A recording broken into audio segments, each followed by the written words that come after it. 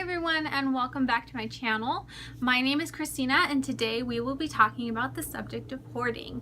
So today's video is going to be all about how to begin your cleaning journey, your actual sanitation part, not necessarily an organization part. In fact, entirely not organization. I definitely do recommend sometimes that if you're trying to get in an area, like for example, if you have like a vanity covered in like books and towels and your sink is full of unwashed laundry, I want you to pick it all up and I want you to take it to a corner and throw it on the floor, or put it in like a bucket and just put it there, okay?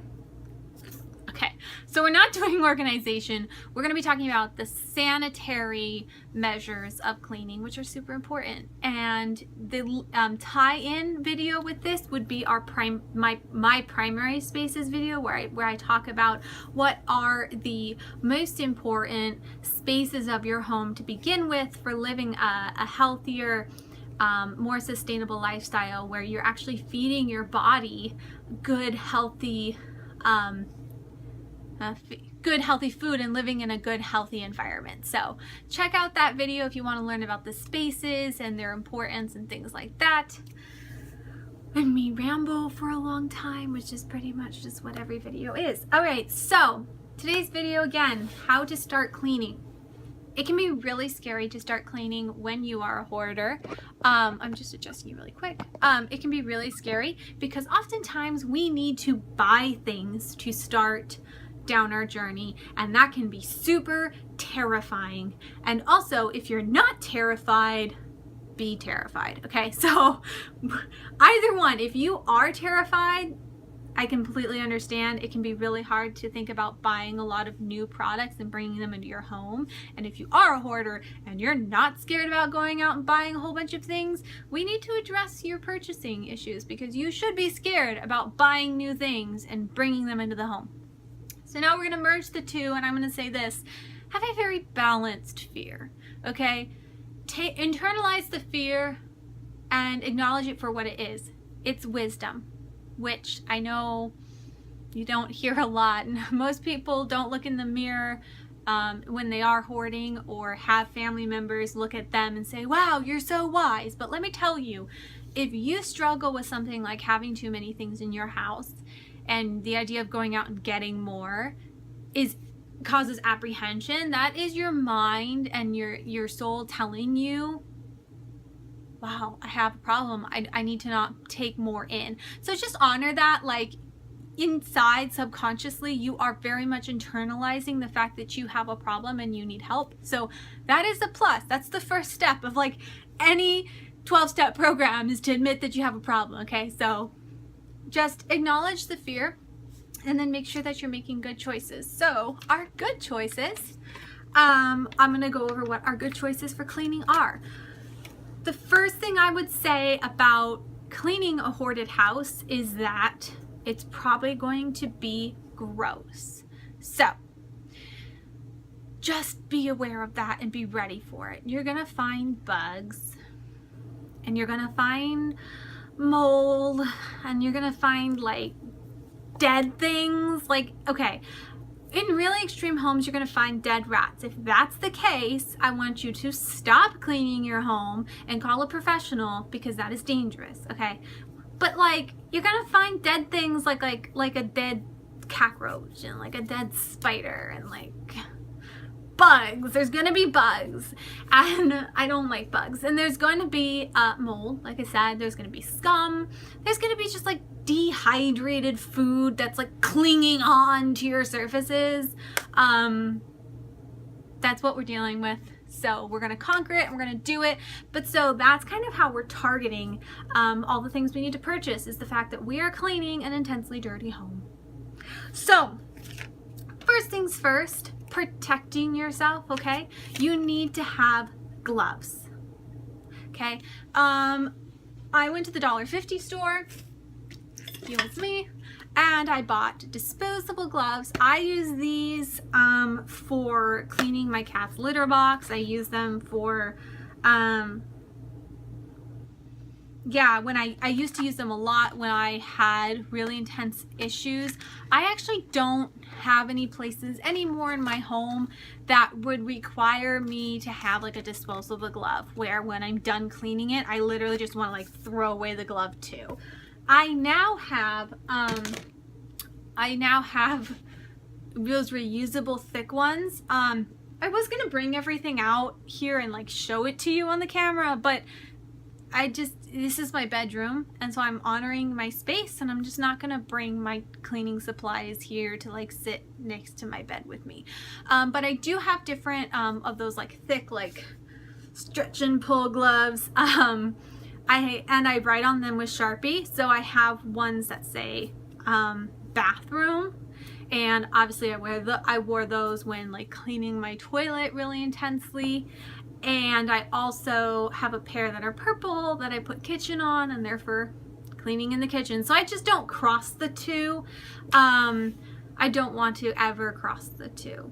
And then I also have a pair that say cats on them. The reason for this is cat's pee has ammonia in it. So be aware of that when you are cleaning. If you have animals, one, you need to be careful of what their excrement has in it that could mix with chemicals and be inhaled and be very dangerous to your body.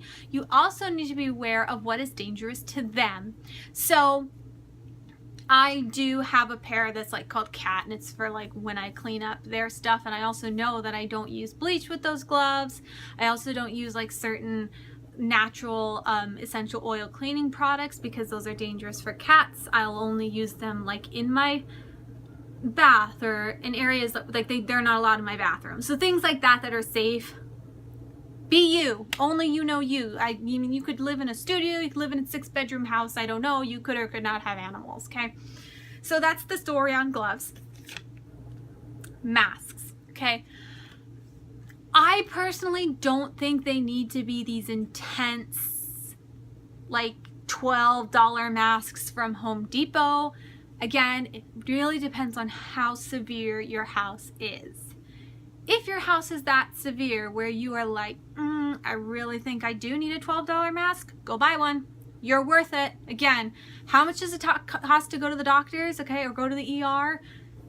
Or buy medicine, okay? This is your medicine, so go buy yourself that mask. I personally find that from the dollar store, again, I can get like really thin like disposable gloves that really just block dust or food or whatever's spraying around when I'm scrubbing from like getting into my face, okay? That's all you really need. When it comes to the rest of your body, junk clothing. So if you have any junk clothing that you don't mind getting destroyed or bleached or gross, I would do that. If you don't have that, go to the donation store and just get a really old pair. Ask a neighbor for an old pair. Go to Walmart and buy you a pair. If it's not too hot and you can stand it, you're gonna sweat and it's gonna be gross, and there's gonna be like sweat here and there's gonna be sweat under your boobs. It's gonna be so gross when you clean, so just accept it, okay? And I would actually recommend a full sleeve. You just don't want to be cleaning a toilet and then just have spray up here because you wanted to wear a sleeveless cut. So just don't do it, okay? Wear the full thing, be sweaty, no one's going to see you, okay? Just it's fine. And the same with your pants. I would recommend pants that go all the way down.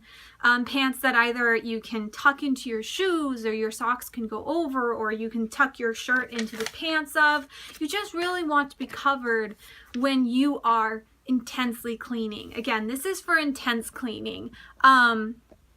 This is not for like myself. I do not suit up for cleaning my house anymore. I don't need to, but I did used to. Now I can easily wash out my shower, and if something sprays on me from my shower, it really is just some cleaning product and water and maybe a week's worth of soap scum. So it's not a danger to me, but it did take me suiting up and getting gross and sweaty to get to that point. So don't feel guilty about it. Just get yourself some junk clothes. Also, you're gonna bleach them and like boil them, so they really need to be something you don't care about at all, because when we go to wash them, they're going to get destroyed. Even if they didn't get destroyed during the cleaning process, they're going to be all speckled and bleach splotched. So just go with it, okay? Let's see, the next thing. Yes. This ties into what we talked about earlier. You're going to want, your major cleaning products are going to be vinegar and baking soda and bleach. So vinegar versus bleach, again, depends on your health issues. If you have asthma or anything like that, talk to your doctor, see what type of cleaning products you should be using. If you have animals, talk to your vet, see what type of cleaning products you should be using. If it really comes down to it, put your animals in a carrier and have a friend take care of them for the day, okay? You're important, they're important, but the environment, if it gets to the point where the animals need to leave for you to clean, it's best for them to leave so that they can come back to a better environment. So don't feel guilty about that, okay? So yeah, you'll need to buy a lot of vinegar and baking soda, or you'll need to buy bleach. You'll need a water bucket, some type of cleaning bucket that you can, again, fill with hot water and dish soap sometimes, or floor cleaner, whatever it is. Have 2 or 3 if you want to. Again, don't overspend. You really just need one, but it's all up to you and how you like to clean, okay? Water in and of itself, you're going to need water. So if you are at an extreme point where you don't have water in your home, you do need to go out and get some water. Either you need to put it in a bucket from the hose outside, you need to reach out to a friend or family member and say, hey, I really have this issue and I'm going to conquer it and work on it. I like to say conquer it even if you're not finished, because it's a battle and it takes so much strength. So you're conquering it, you're doing it, even if you don't finish the project. Like, just doing it is a victory. So reach out to someone and get water if it is that extreme of a situation. But also, if it's that extreme of a situation, you need to assess it and see if you need to hire a professional cleaner, okay? Buckets, sponges, scrubbers, and spray bottles. You want a sponge. Most of us only, before like we get into cleaning, we really only have like our kitchen sponge, which we don't need to be using in other areas of our home. You can actually take your kitchen sponge and start using it in the bathroom, because probably you need a new kitchen sponge. So maybe that's what you do. You take the old kitchen sponge, start using it in your bathroom, and buy yourself a new clean kitchen sponge for your new clean kitchen. Scrubbers, all different types of scrubbers I needed, but mainly you need those like bristly hairbrush ones that go like this and are all, I don't know why I thought I could make a scrubber impression, but I can't. Yeah, because you're going to want to be able to scrub the surfaces of your tub and sink and floors. I would say you probably need multiple scrubbers, because you're going to need a toilet scrubber. And you're going to want to keep your toilet scrubber separate from all your other scrubbers, because it's just, you just want to. Also, if your toilet is really bad, you're going to want a small hand scrubber that you're going to put in Sharpie, toilet on it, okay? And you're going to put on your industrial Dexter gloves, and you're going to stick your hand in that toilet and you're going to scrub it. And it's going to be the most like disgusting thing you've ever done in your life, but it's going to be worth it. And you're going to have this wonderful, wonderful, clean sanitary toilet when you're done, but you're going to do it and it's going to be gross. But so yeah, you'll need a scrubber for that. And spray bottles. Spray bottles can be expensive, they can be cheap. It all depends on where you live and where you find them. I like spray bottles because you're able to, like with the microwave, spray vinegar all around it and get all of it wet. You're able to shake up solution and spray it all over your walls and wipe down the walls. I really think that spray bottles are really important. So if you have the money and the accessibility to spray bottles, get them. Reach out to friends, ask for them. Yeah, but don't kill yourself. I know that sometimes spray bottles can be $2-3 a pop, so don't burden yourself if you can't find a spray bottle. If anything, just get one and make sure you like have a rule, like you don't put bleach in it or something, because if like you put bleach in it and then you go and use it to spot clean your rugs, you might be really disappointed even if you cleaned it out. So just keep those type of long-term things in mind. Let's see. Paper towels or rags. Okay, if you own rags, use them. If you have the ability to go out and buy a cheap, small, like, you know how they'll stack up a whole bunch of washcloths and tie them in ribbon at Walmart, and they're really cheap and cotton, get those, use those, throw them away, okay? I am very conscious of the environment. I'm not trying to say to waste things, but you're trying to create a clean environment for you, and you are very important, and your life is very important. So if it means throwing out 100% cotton rags from Walmart, then do it. Just do it. Move on. I personally don't like paper towels. I just don't think they put in enough work or bang for your buck. But if you have a lot of like gross stuff that needs picking up, like little splodges, then paper towels are really helpful, because you just sort of like, they don't have to be thick and you don't have to scrub with them. You just sort of like delicately pick up the dead bug or whatever it is and throw it away. They're really helpful with that. So maybe a combination of the two. And our favorite thing is trash bags. You're going to need trash bags. You're going to need mountains of trash bags. You're going to need mountains of them. But I would start with at max like 64. Okay, so you just need a large bag of trash bags. That's all you really need. Get kitchen size, something where you can fill it up, but you don't have to spend you don't want like those huge ones for cleaning your yard, because then you won't even be able to lift it, take it downstairs. So if you have any sort of type of like injury, because sometimes I do know from research that, you know, sometimes injury and lack of mobility does affect the cleanliness of a home. So if you do have a lack of mobility, buy smaller trash bags. Don't freak out about the price of trash bags. I sometimes can be like, oh my God, they're so expensive. They are, but they're your aspirin for today, okay? They are expensive, but you need them. You need to get that trash out of your home. So, sorry, you're just sort of like falling down. So you just need to do it, and it's worth it. Don't worry about it.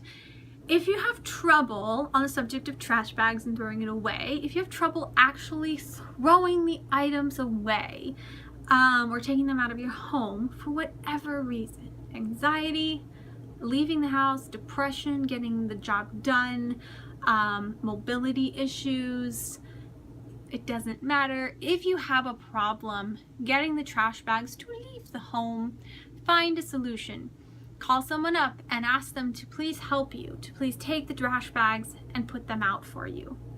I've done this when it came to sentimental items. It just was really hard to take the trash bags and with the like teddy bear or whatever it was in them and actually stick them in the trash can. That was really hard for me. I was like, oh my gosh, I'm like it's just gross in there. And I found it really hard, so I asked my mom to do it for me.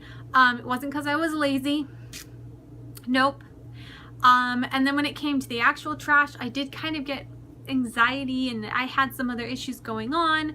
So I asked my neighbor's son if he would like to earn some money for me taking down trash bags. So I gave him a $quarter per bag, and I made sure they were like pretty light. I mean, if they were cat litter, it would be half a bag. It would be, you know, I made sure that it was something he could carry. And if it was on the heavier side, I gave him 50 cents and things like that. So you can use your imagination and find solutions and maybe help someone else out. I mean, he got to earn money. Who doesn't like to earn money? So yeah, those are my tips for creating your kit and getting started. And I would just say this, when creating your kit and getting started, if you have people in your life who would be willing to help you or at least encourage you, reach out to them. They're the number one item in your kit. I just didn't put them on the list because I know that not everyone has them. So if you don't have them, know that a lot of people don't have them. You're not a freak. You're not abnormal. You're not unlovable because people don't understand your illness.